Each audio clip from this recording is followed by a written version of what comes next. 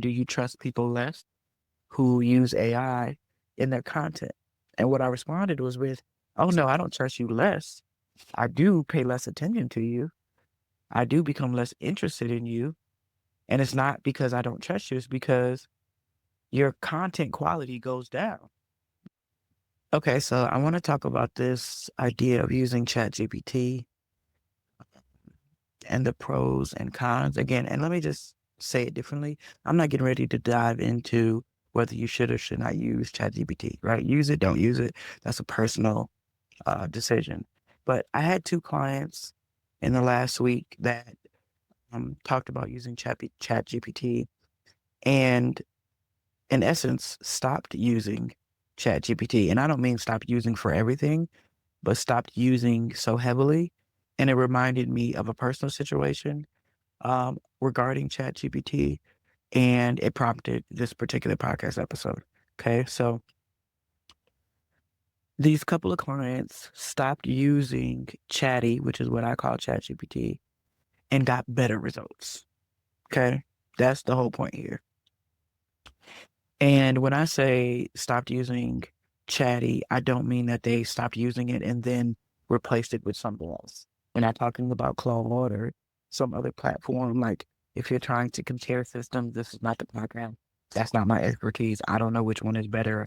I don't use um, Chatty or any other AI to write copy. So, depending on what you're looking for, that's not the argument or the topic that we're focused on today.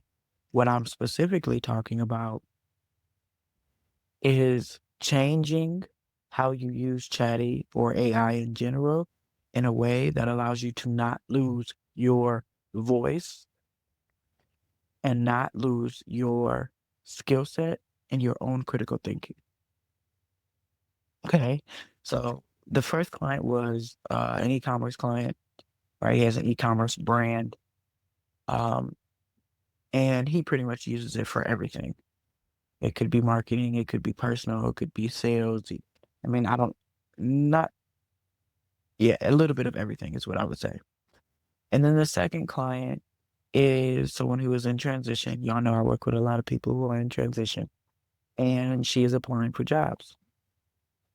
And she doesn't interview well by her own account. Okay. And she also uses it for, both personal. I mean, it's all personal because she doesn't yeah, she doesn't really run a business. She has consulting clients, so I take that back. She does have kind of a side hustle.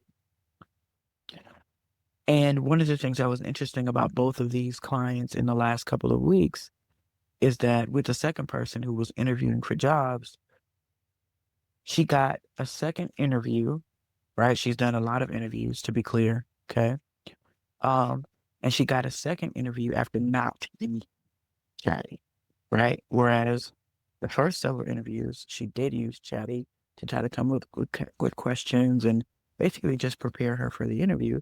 Why? Because she doesn't feel like she interviews well, right? So it's not an unreasonable thing to use it um, to try to help you with whatever weakness that you feel like you have. I think the key is how you use it because both people got better results. Again, she stopped using it, got better, was able to move on to more rounds in the interview process, right? And I really should say, instead of saying stop using it, she stopped using it the way she was using it. Okay. And as I was having conversations with both of these people this week or about their use of AI and the results that they were getting and all of that, it also made me think about the feedback that I got on a sales page that was also related to AI, right? So basically, I wrote a sales page a while back that was for our program, the Helper School, right? You all know that we work with helping professionals, right? Both on the personal development side, but also helping them create interventions to solve the problems that they see, right? And so the Helper School has different tracks. And I was writing a sales page about the program and explaining it, et cetera, et cetera. And then I submitted it inside of a group and a program that I was in and for feedback, right? Both from the person, the expert that was running the group, as well as just, peers and colleagues that were also in the group. Okay.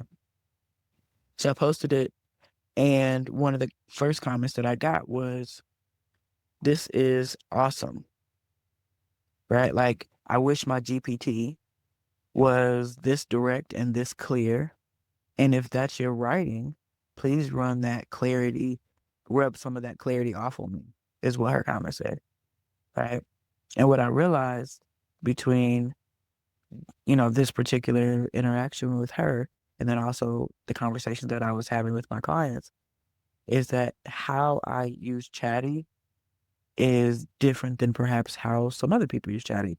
And I don't mean like terribly unique. I'm sure there's literally billions of people using Chatty, so I'm sure there's someone else that uses it in a similar way. But these are our interactions. Uh, were just kind of a highlight because what I told her when I replied to her comment was like, "Oh, I didn't use AI to write my copy at all. I don't do that. Like that's not how I operate." Again, I'm not saying there's anything wrong with using AI to write copy. I'm saying I don't. Okay. So this episode is really about giving you a couple of suggestions on how to not lose your voice no matter what you're using it for, personal or business. Because I think that is the risk, is that you lose some of your own critical thinking skills, right? And you lose some of the things that you're naturally gifted at if you continue to use AI in a way that I don't want to say causes you to lose your self-trust, but you're essentially just not relying on yourself in the same way. Okay. All right. So number one, I think you should separate when you are using it for clarity on how to do something versus on how to say something, right? What I basically did and said, I sat down and said, okay, well, what's the difference in how I'm using it versus how some of my clients and peers are using it? And these were I mean, I came up with several things, but I'm just going to give you the top two or three that I think are most important. Okay. So the first is there's sometimes where you're needing it to do something, like you're asking for clarity on how to do something versus clarity on how to say something. So do something is like write a job description, right? That kind of thing. When you're asking it to do something, I would say be a little less cautious, right? We should be cautious no matter what. Like you should be using AI with rigor, okay? But there's a big difference between asking it to write a job description, i.e., do something, versus say something. And the reason why it's different is because when you need it to say something, there is a prerequisite, right? Where there is a greater level of clarity that is needed first. Otherwise, it produces shit, right? Like the more clarity you bring it, the better it produces, the better outcome it produces, right? And a lot of times when you are trying to get it to write copy or get it to say something more clearly, you are not clear enough within yourself for it to produce a great outcome. So just running with that isn't typically effective. I literally saw somebody the other day ask a question, do you trust people less who use AI in their content? And what I responded was with, oh no, I don't trust you less. I do pay less attention to you. I do become less interested in you. And it's not because I don't trust you, it's because your content quality goes down. That's the problem, is that a lot of times when people are using AI to write content, their content is not that good. Why? Because you don't know how to get the best out of AI. Okay, so that's number one. Number two, is this something that you can figure out yourself? Again, one of the things that my e-commerce client was basically recognizing is that he was leaning on it to do all of the thinking rather than the parts of the thinking that would be more helpful to use AI for, right? So one of the things that we have been working through is being really clear on what his enough number is, like not his personal income number, because let me just sidebar for a second. A lot of people in business are so focused on revenue, but they don't really understand profit. And so one of the things I talk a lot about with my clients is personal income. Why? Because we're not out here building businesses, hustling and living in survival mode. The fuck? We're not. No, the answer is no. We're not doing that. But in order to not do that, you need to understand the difference between your personal income, your revenue, and your profit margin. Okay?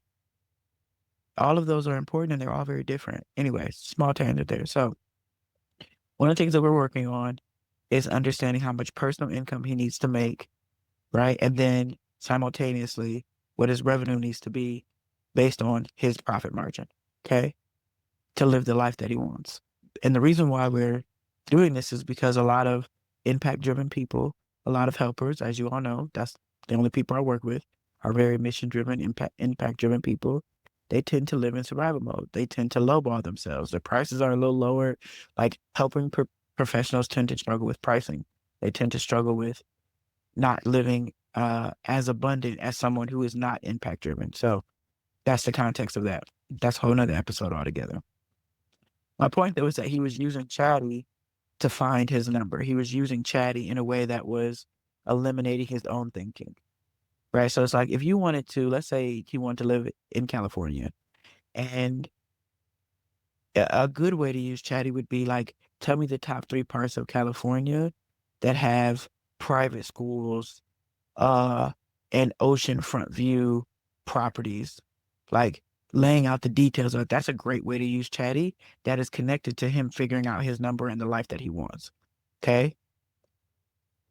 What doesn't make sense is for you to ask a kind of broader question.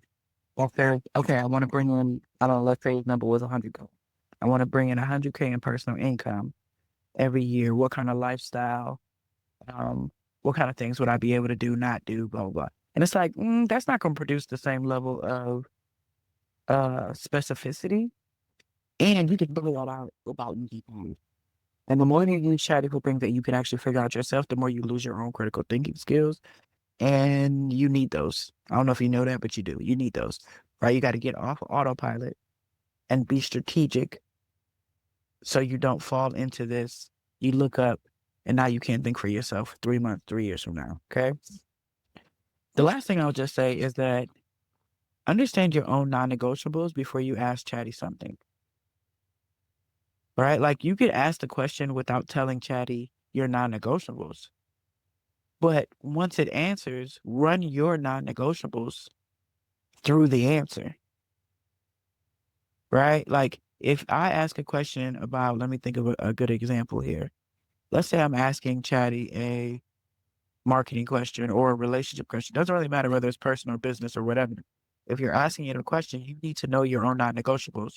So that way, when it comes back with something that feels a little off, you're able to say, no, this goes against my values, or it goes against my preferences, or goes against the way that I want to do this thing.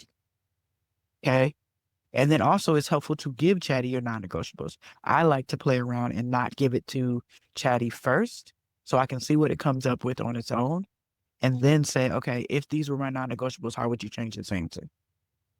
Right? You really do have to outsmart it. I know that sounds crazy because AI is already smart and getting smarter, right? But the key is that we want it to be smart about your life, not smart in general. Chatty is very smart in general. But it's not smarter about your life than you are. Like, please don't confuse that. That means you have to bring your own clarity to the table. So don't lose your voice for playing around with that machine. These AI tools are amazing. I'm pro using them.